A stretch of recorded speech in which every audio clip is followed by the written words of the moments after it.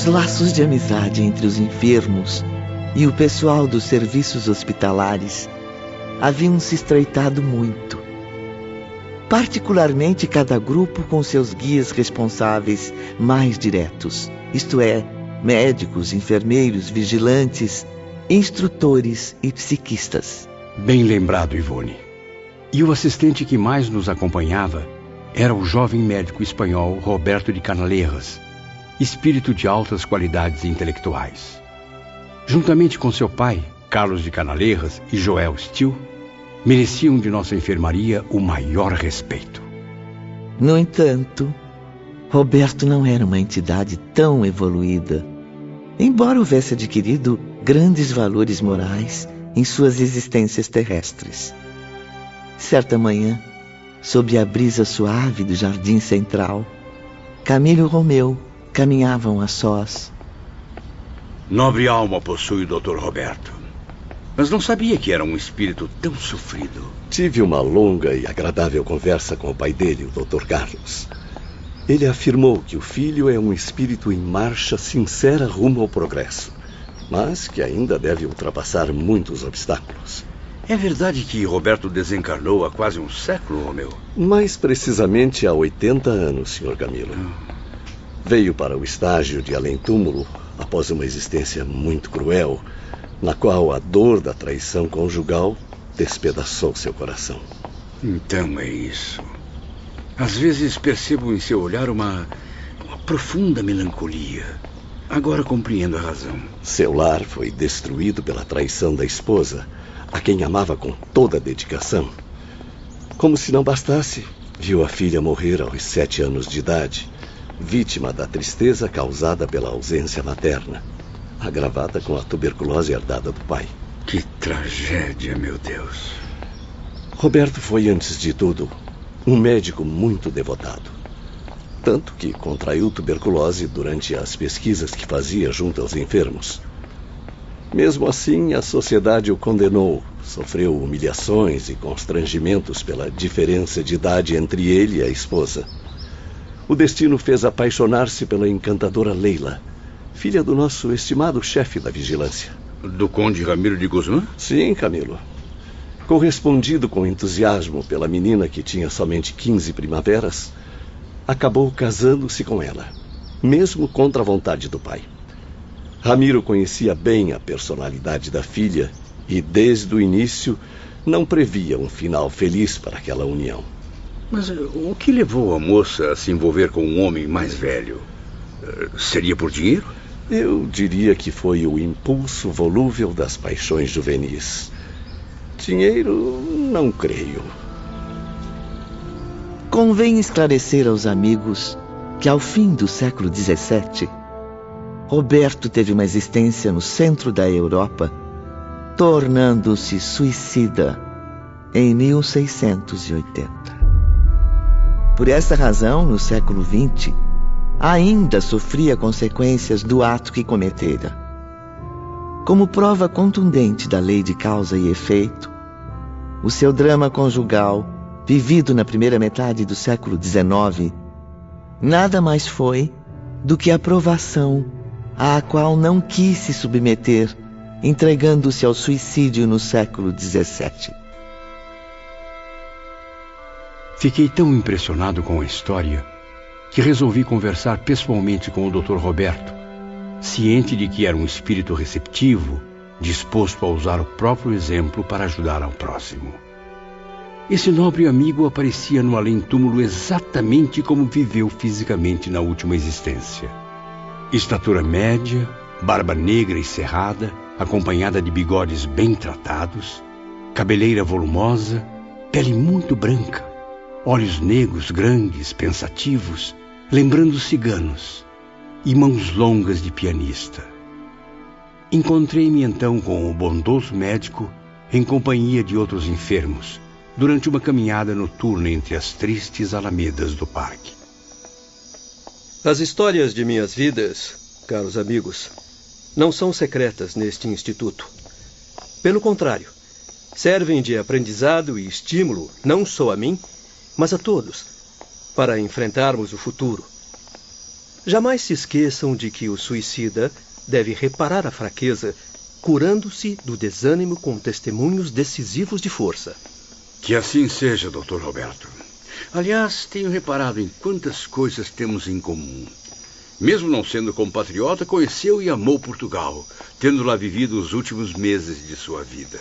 É verdade, Camilo. Recebi como último descanso para o corpo carnal a nobre argila portuguesa. Além de médico, também era artista de grande talento, cultivando sempre as belas letras e a música. Ora, assim como nós, também é um intelectual. Só faltava ter nascido em nossa heróica pátria. Belarmino era um dos que mais se empolgavam com o novo amigo, pois pretendia descobrir em Roberto novas afinidades. Na manhã seguinte, ambos conversavam no corredor da enfermaria.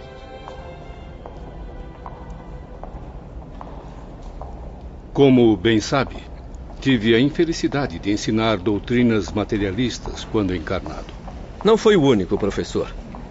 Muitos dos que estão aqui também renegaram a ideia do Ser Supremo. Repeliram a luz cristã, dominados pela ciência. Esta filosofia, sem que me desse conta, deixava-me totalmente desamparado perante os desgostos que vivia. Se tivesse noção da misericórdia divina, não teria arruinado a própria moral pelas vias do suicídio.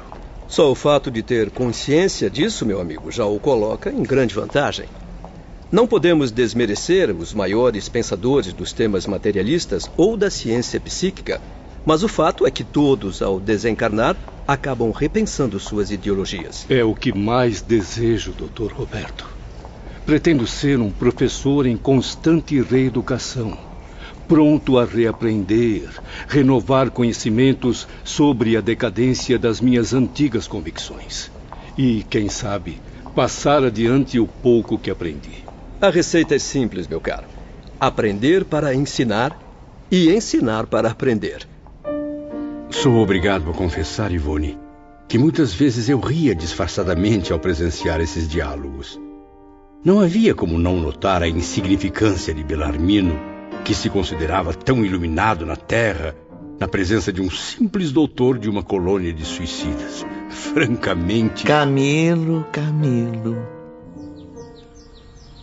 Certa manhã, a sós no jardim, Camilo não conteve o impulso de abordar o dedicado Dr. Roberto.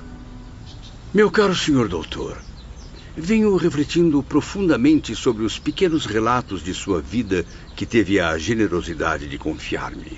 Fico muito grato em saber disso, meu amigo. Como sabe, fui romancista na Terra e, escrevendo, procurei estampar em minhas humildes produções um caráter moral. Deixei na Terra uma volumosa obra, se não em qualidade, pois hoje reconheço minha inferioridade intelectual, ao menos em quantidade. Confesso que não tive a honra de ler seus romances, mas não tenho dúvidas quanto à qualidade, companheiro. Pois confesso também que eu raramente inventava os meus romances. Mas como? Desculpe-me, eu não compreendo. Qual foi o seu método, então? Minhas obras foram em boa parte resultado do que eu observava na vida real. Eu só fazia alguns retoques sentimentais, enfeitava a dura realidade e assim cativava rapidamente os editores e leitores. Afinal, dependia deles para encher o meu bolso. Como pode notar, essa não é qualidade muito recomendável para um escritor. Não se menospreze. O senhor utilizava a realidade para dar asas à imaginação. Quer maior fonte de inspiração para um escritor que as fantásticas histórias da vida real? Quem sabe então, senhor doutor, se me fornecesse algumas informações sobre o seu impressionante drama pessoal, eu poderia talvez visitar a Terra e, através de um médium, narrar aos homens a história de sua vida, juntamente com as doutrinas que começo a aprender. Sim, é louvável para um espírito esse trabalho, justamente por se tratar de um dos gêneros mais difíceis de realizar. Talvez pudesse transmitir aos antigos leitores de minhas obras terrenas as novidades que encontrei aqui, misturando a ficção à realidade dos espíritos. Afinal, eles também não foram homens? Também não sofreram? Não amaram, lutaram e morreram como toda a humanidade? Certamente, Sr. Camilo. certamente. Além disso, os nossos mestres têm afirmado ser muito gratificante para um espírito desejoso de progredir relatar aos homens as experiências da espiritualidade. Eu percebo seu entusiasmo, mas convém esclarecer a verdade, meu amigo. É mais fácil invadir um antro de obsessores nas mais violentas camadas da Terra e conseguir detê-los ou convencer um espírito do mal a uma reencarnação reparatória do que vencer os perigosos mistérios da mente mediúnica. Mesmo se for por uma causa nobre, ou seja, transmitir a luz da vivência espiritual? Infelizmente, não existem muitos médiums dispostos a executar essa tarefa tão delicada. Quando surge um ou outro mais hábil, além de desconhecer a moral cristã, apoia-se no comodismo, indispõe-se às disciplinas exigidas para seu próprio bem. Entrega-se à dúvida e à vaidade de se achar iluminado, predestinado. De modo geral, consideram-se indispensáveis ao movimento de propaganda do invisível, anulando completamente nosso entusiasmo, como se suas mentes nos atingissem com duchas geladas. É impressionante. Como podem desprezar tamanho dom ou utilizá-lo só para benefício próprio? Por isso, preferimos as almas simples, os humildes e pequeninos. No entanto, por não disporem de grande riqueza intelectual, exigem de nossa parte muita perseverança. Precisamos nos dedicar profundamente para revelar alguma coisa aos homens por intermédio de sua mediunidade. Ao mesmo tempo, na enfermaria, estavam Belarmino, Mário e João. O nobre professor de idiomas olhava ansiosamente pela janela. Mas o que eles tanto conversam? Eu não faço a menor ideia. Por que não pergunta ao Camilo, quando ele voltar? Ora, e eu sou lá de ficar bisbilhotando a vida alheia? Certamente o Dr. Roberto está narrando novos fatos marcantes de suas existências. E enquanto isso, eu aqui sem saber de nada. Ah, o que foi que disse, professor? Nada, Sr. Mário, nada. Sob o tímido sol daquela manhã, minha conversa com o Dr. Roberto prosseguia. Minha vida, prezado amigo, ou melhor, minhas vidas através das migrações terrenas, caso fossem relatadas aos seus leitores, iriam oferecer-lhes proveitosas lições.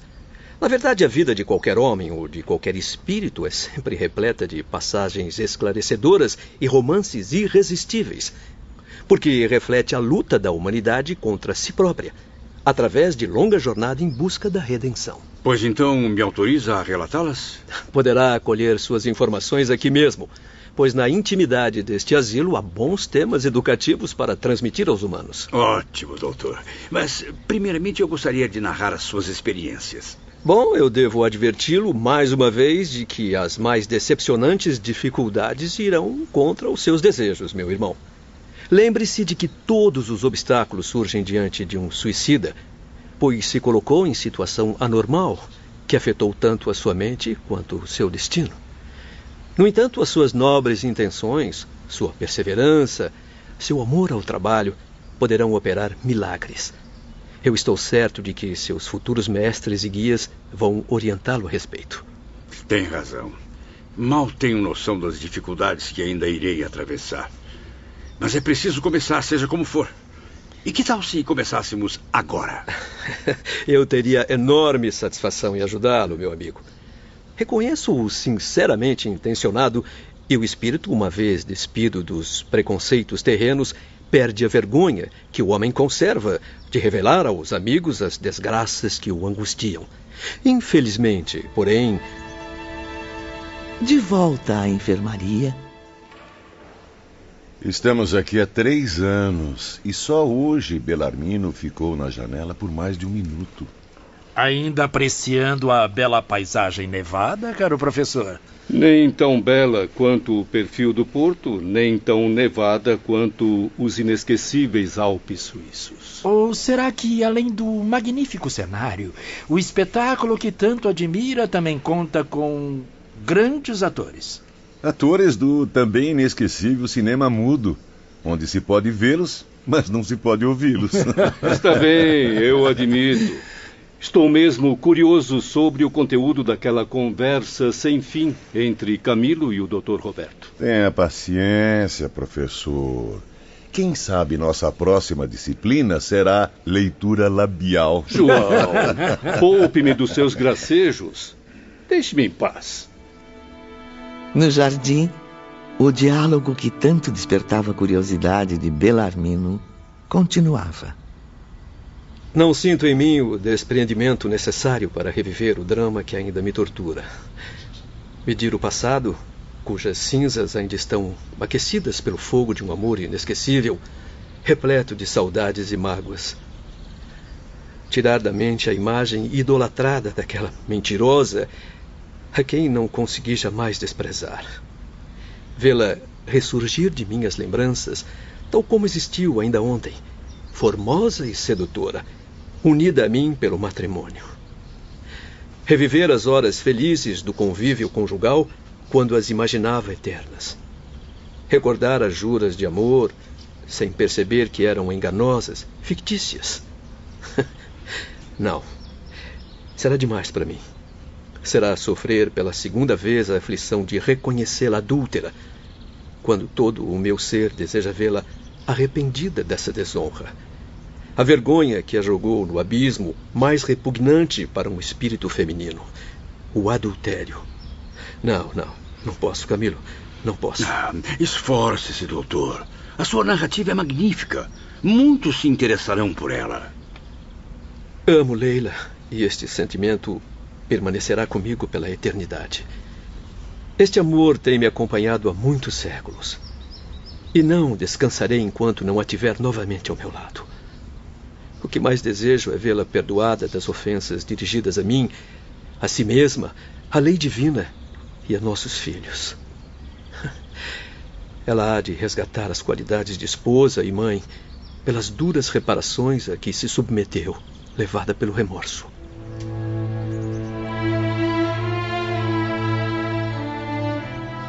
O intenso diálogo chamava também a atenção do nobre Dr. Carlos de Canalejas, pai de Roberto. Ele observava tudo no gabinete do irmão Teócrito. Esse Camilo é mesmo especial, meu caro Teócrito. Conseguir de meu filho declarações tão profundas sobre o passado não é tarefa das mais fáceis. Roberto também é especial, meu irmão. Por isso são espíritos que tanto se completam. Sentem-se à vontade para expor um ao outro suas inseguranças, embora Camilo ainda cultive uma certa arrogância no coração. Noto que Camilo está bem intencionado.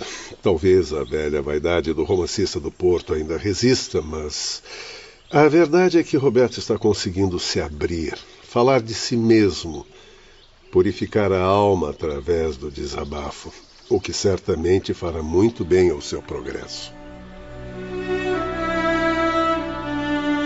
O bondoso doutor fez uma pausa, na qual deixou transparecer nos olhos a imensa ternura que vivia em seu coração. Logo depois disse-me: se eu pudesse, Camilo, evitaria as dores da penitência para minha pobre Leila, chamando-a para perto de mim e apagando as manchas do seu erro com um beijo do perdão. Contudo, ela não quer aceitar nada de mim antes de resgatar a própria dívida, por meio de uma dolorosa reencarnação. Só assim, ela diz, será digna do meu amor e do perdão de Deus. Prossiga, senhor doutor. Chego até a imaginar a melhor forma de narrar tudo isso aos meus leitores. Bem que eu quis me aproximar dela, aliviar minhas saudades, falando-lhe pessoalmente, em vigília ou durante o sono, confortando-a. No entanto, não posso nem mesmo aproximar-me, porque, se ela percebe a minha presença, apavora-se e tenta fugir envergonhada. Quanto a mim, poderei vê-la ou acompanhá-la em qualquer momento, mas com cuidado, para que não me note, pois ficaria desorientada. Impressionante. Convenço-me cada vez mais, Dr. Roberto. Estou convencido de quanto os meus leitores apreciariam se eu lhes narrasse esses comoventes episódios. Pedirei ao pai de Leila que leve ao seu conhecimento o drama que tanto o atrai, meu caro escritor lusitano. Quem sabe, O trabalho é o elemento primordial do progresso e a boa intenção que inspira o trabalhador sincero sempre obterá licença divina para suas realizações. Dom Ramiro de Guzmán, quem diria? Espírito tão discreto e elevado. Jamais poderia imaginar que tivesse sofrido tanto com a filha adulta, quer dizer, problemática. Sofreu e continua a sofrer, meu amigo. Mas acredito que Ramiro encontra-se à altura de fazer esse trabalho. É um espírito forte, experiente e que sabe dominar as emoções, possuindo a disciplina mental bastante evoluída. Mas ele estará disponível? Poderá mesmo me ajudar nesse trabalho? Poderá e desejará fazê-lo, pois comprometeu-se comigo mesmo a lutar pela reeducação moral da juventude feminina na Terra. Uma missão que pretende levar adiante em memória de sua infeliz filha, tão amada por seu coração paterno, mas que tantos desgostos lhe causou. Eu conversarei com ele a respeito. Muito obrigado pela atenção, senhor doutor. Estarei sempre à disposição, meu caro Camilo. Até breve. Desculpe-me, doutor Roberto, só mais uma rápida pergunta, caso não esteja apressado. A pressa é um vício que não deve existir por aqui, senhor Camilo. Perdoe-me o incômodo, mas minha curiosidade de romancista está me torturando. Sua esposa, a formosa Leila, onde se encontra atualmente? Na enfermaria, Belarmino, cada vez mais curioso, tenta convencer os companheiros. Vamos! Também temos o direito de participar daquela aula até agora particular. Está muito frio lá fora. O sol desse lugar não aquece nem a ele próprio. Eu concordo com Belarmino. Devemos descer ao jardim e descobrir o que estão escondendo de nós. E então, meu caro Mário Sobral, vai ficar aqui sozinho com seus fantasmas? Está bem. Mas a minha garganta não gosta do frio. Se o vento estiver muito forte, eu volto. Enquanto Belarmino e seus acompanhantes saíam pelo portão lateral, Camilo e o Dr. Roberto entravam na enfermaria vazia sem serem notados. O prestativo médico concentrou-se profundamente, como se enviasse mensagem telepática a seus superiores. Em seguida, aproximou-se do esplêndido receptor de imagens, sintonizou-o para a superfície terrestre e esperou alguns segundos. Deve estar entardecendo no hemisfério sul ocidental. Não seremos indiscretos em procurar vê-la neste momento. E assim foi. Aos poucos, a imagem de uma criança destacava-se da penumbra de um humilde aposento. Uma menina, aparentando 5 anos de idade, com feições amarguradas, distraía-se com seus míseros brinquedos de criança pobre. Roberto, então, contemplou-a tristemente. Aí está Leila, Camilo, reencarnada no Brasil, onde percorrerá seu doloroso calvário de provações. Desamparada pela ausência daqueles que tanto a amavam, mas cujos corações espezinhou com a mais cruel ingratidão. Leila desapareceu para sempre no redemoinho do passado. O seu nome agora é outro. Chamam-lhe Maria, o nome venerável de nossa guardiã. Para o mundo terrestre será uma criança linda e graciosa, inocente como os anjos do céu. Perante a própria consciência e o julgamento da lei sagrada que infringiu, porém, é grande infratora que cumprirá merecida pena. É adúltera, a mentirosa, a infiel e suicida, pois Leila também suicidou-se, renegando pais, esposo, filhos, a família, a honra, o dever pela nociva atração das paixões inferiores. Meu Deus, quanta tristeza envolve essa pobre criatura. Prometo dedicar inúmeras preces à pequena Maria. Camilo, glória a Deus e à boa vontade divina que encobre dos encarnados o acompanhamento sinistro dos erros passados. O que seria da sociedade humana se a cada criatura fosse concedida a recordação de suas existências anteriores? Se todos os homens conhecessem o passado espiritual uns dos outros? Sim. A menina acabava de pressentir Roberto, vendo-o, como se estivesse refletido em suas ondas telepáticas, e chorando, assustada, correu para os braços da mãe. É sempre assim. Não tem coragem para enfrentar-me. No entanto, pensa em mim e deseja voltar ao meu convívio. Bom dia, Camilo. Que Deus o acompanhe. Roberto retirou-se cabisbaixo. Depois disso, Camilo nunca mais voltou a falar-lhe sobre o assunto. Sozinho na enfermaria, pensou consigo mesmo. O que será que a misericórdia divina reserva para mim? Talvez não seja impossível eu escrever como antes. Afinal, não possuo agora alguns amigos terrenos capazes de me ouvirem e compreenderem? Sim, eu melhorei muitíssimo, graças ao Hospital Maria de Nazaré. Meu espírito está, mais do que nunca, fortalecido pela esperança. Na mesma tarde, Camilo iniciou os rascunhos. Escreveu as primeiras linhas das humildes páginas que tive a honra de psicografar e que estão agora chegando até você. Prepare o seu coração, pois ainda há muita história a ser contada.